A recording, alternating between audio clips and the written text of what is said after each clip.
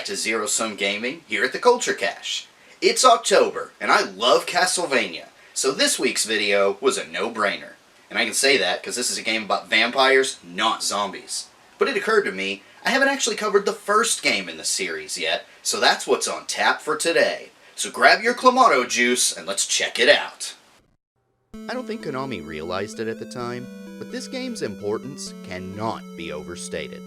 It left a footprint so huge that even now, as Koji Igarashi works on his upcoming title, Bloodstained: Ritual of the Night, he has some enormous shoes to fill.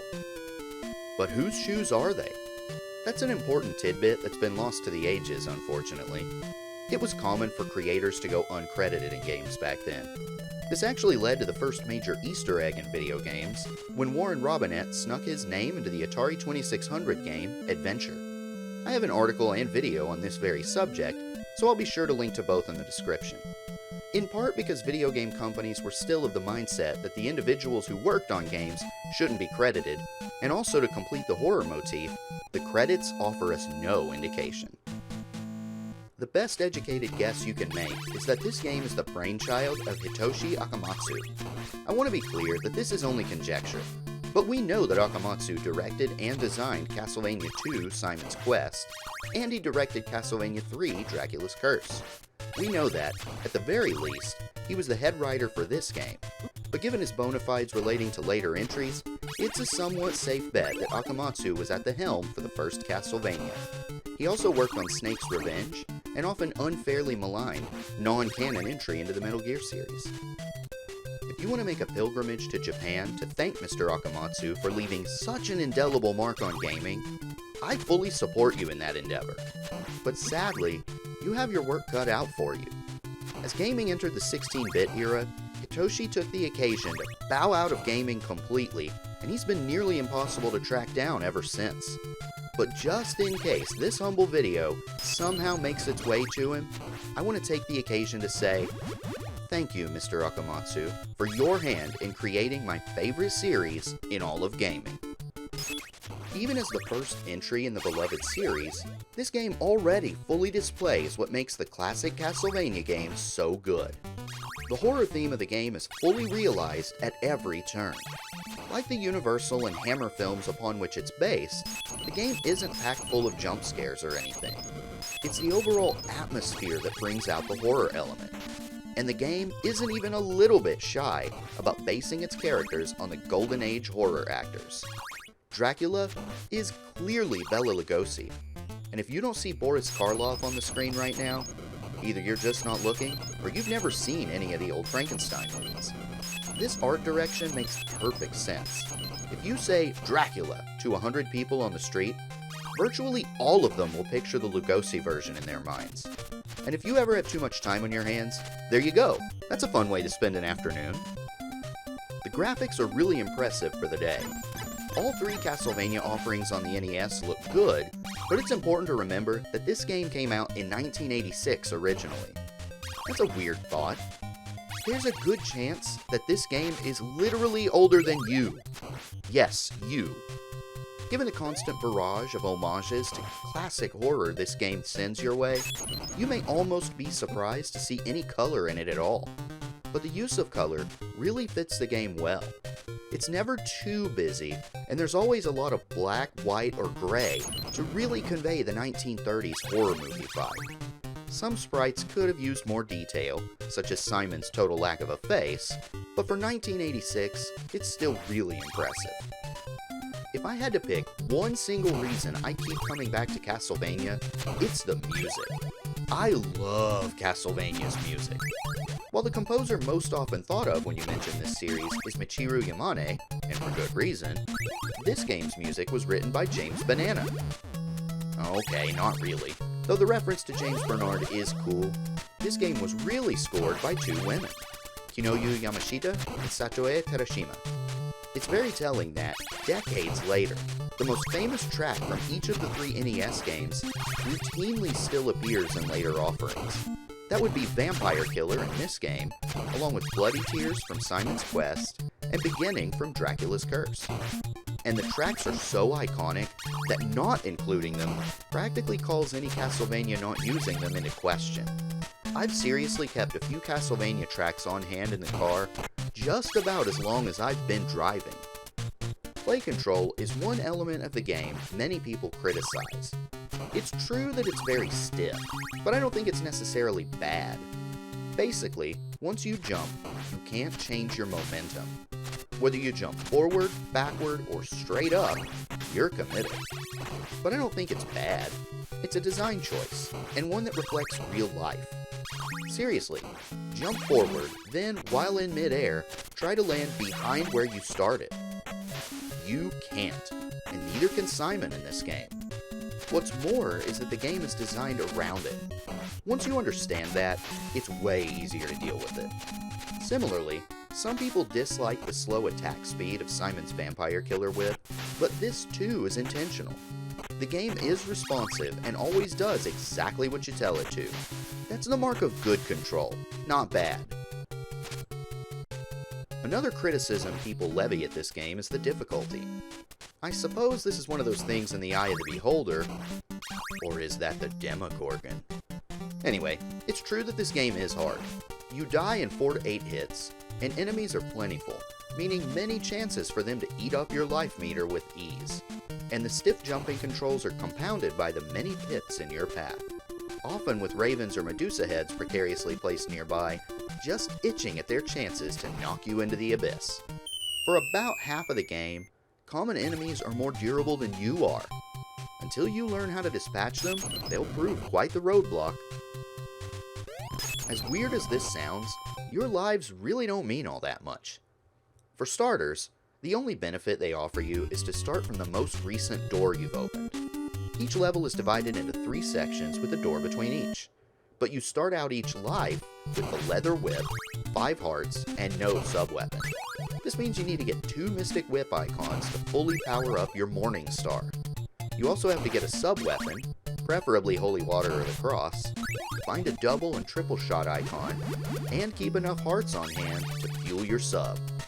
This is one of those games like Gradius, where it can take so long to get your character fighting fit again after death, it's worth considering a restart. I've actually managed a 0 death run on this game on 2 separate occasions, one of which is recorded. I'll get around to uploading it eventually. Actually, during my recording, I was forced to start over once. I was at the final level about halfway through it, and the game just froze on me. I love the NES, but unfortunately, that's always the risk you run when playing one. But if you decide to trudge on, there are some good opportunities to strengthen yourself after death. You'll get your first Mystic Whip instead of a heart if you have at least 4 hearts banked. Considering you start each life with 5, this usually means the first candle you find will have it. You get your second in lieu of a heart if you're already holding 8 of them. Sub-weapon choice can be a bit more difficult though. Not every weapon can be found in every stage, so you may have to just make do. In order to get the double shot icon, you have to land 10 hits with your sub, and then the next heart will instead be the desired double shot. Then do the same thing while holding a double to get a triple. But the game still has a few offerings to help speed this process up. Inspired by the hidden items in Super Mario Bros., Castlevania loves to hide special items in obscure places. You can find these by standing or ducking in specific locations, or by breaking certain blocks. You'll find all sorts of great stuff, such as wall meat. Nothing says lovin' like a pot roast from a dank castle wall.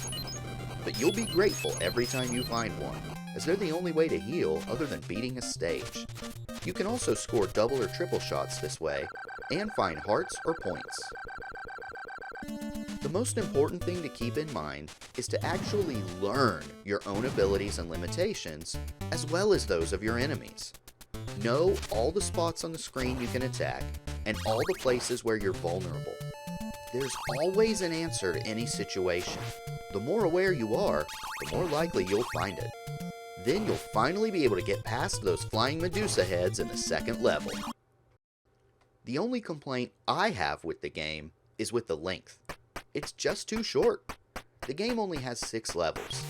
Most runs of the game last only about a half an hour to maybe a full hour. All 6 levels are great fun and full of action, but there are only 6 of them. The game leans heavily on its difficulty to pad out your playtime, but when you get good at it, you actually end up drastically shortening your own experience.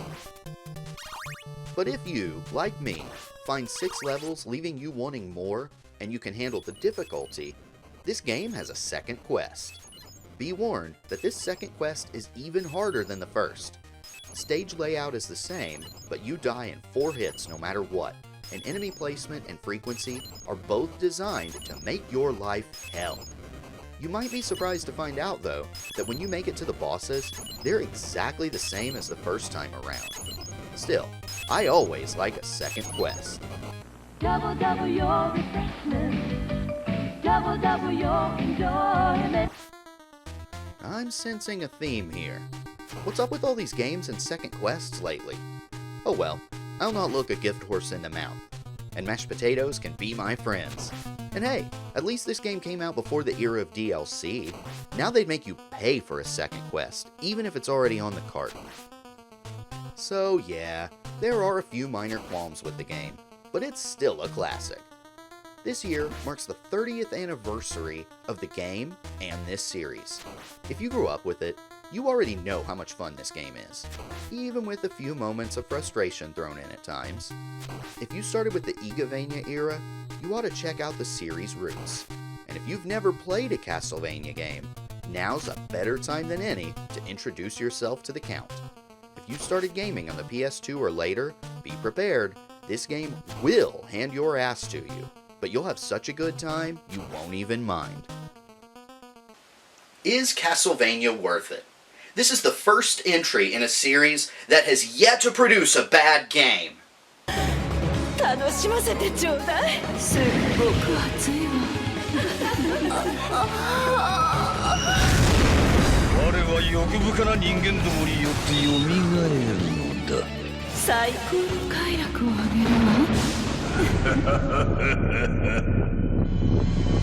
Okay, point taken, but hey, at least most of these are really good games. So, if you want to get this game, on the NES, you know I'm a purist for carts, it'll set you back about $24. You can also get it on the Game Boy Advance for $18.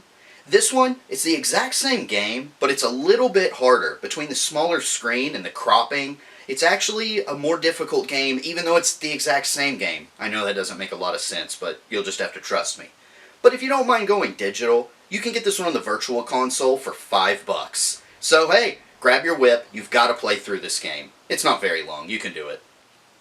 Thanks for watching.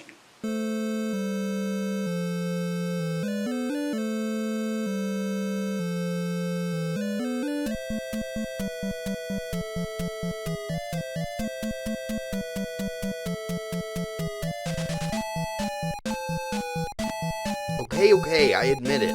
There are some bad Castlevania games. Hey! Are you a vampire hunter? I am. If you're here, you must be one as well. Uh-huh. They're huge. Will you stop? These things only get in the way. How can you say that? Those are a sacred gift! Jeez. At what point can you classify this as torture?